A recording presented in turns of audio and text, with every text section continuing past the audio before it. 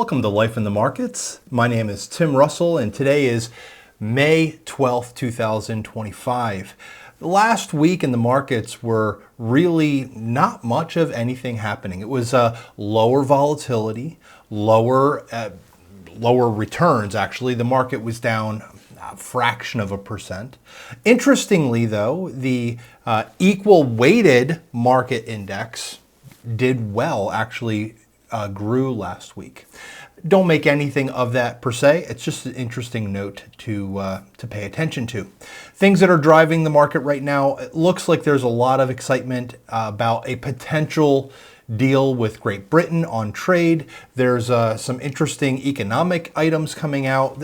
Again, nothing is set in stone. These are just little data points along the way that may indicate that the worst may not yet either be here or may not yet happen.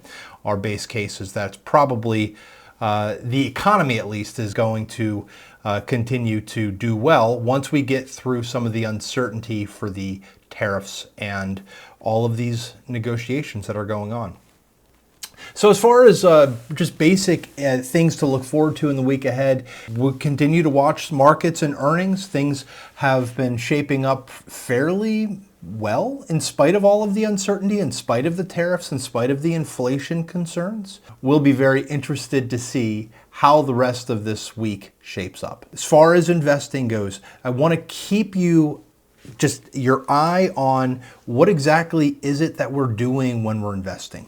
When we invest in a company, we're not doing something like buying gold. Buying gold, simply owning a simple commodity that does nothing. When you own a company, you put your money into the operations of a company. Obviously, you're not giving it directly to the company. You're buying those shares from someone else, but it's creating liquidity, which does have a bottom line impact on a company's financial health.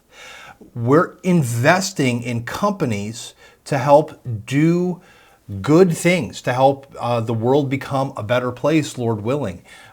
And that's frankly why I'm really excited about investing. So keep on remembering as we go through interesting or rough patches within the markets, we're investing in companies that are trying to make the world a better place and provide products and services that are going to help humanity flourish.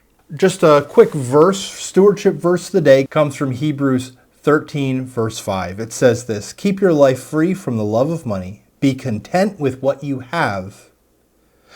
For he has said, I will never leave you or forsake you."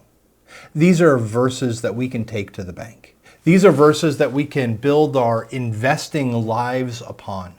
If we build our investing lives upon just the pure accumulation of wealth and assets, Paul calls these uncertain riches.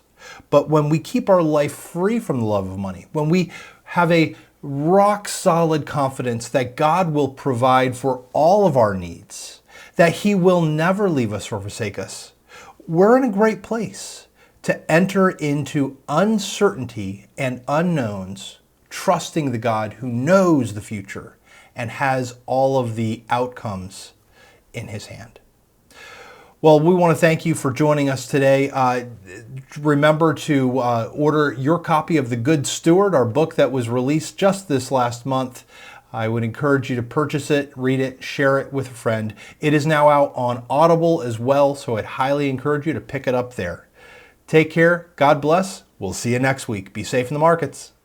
The topics discussed in this podcast are for general information only and are not intended to provide specific investment advice or recommendations. Investing and investment strategies involve risk, including the potential loss of principal. Past performance is not a guarantee of future results. Securities and advisory services are offered through Genius Wealth Management, member FINRA and SIPC.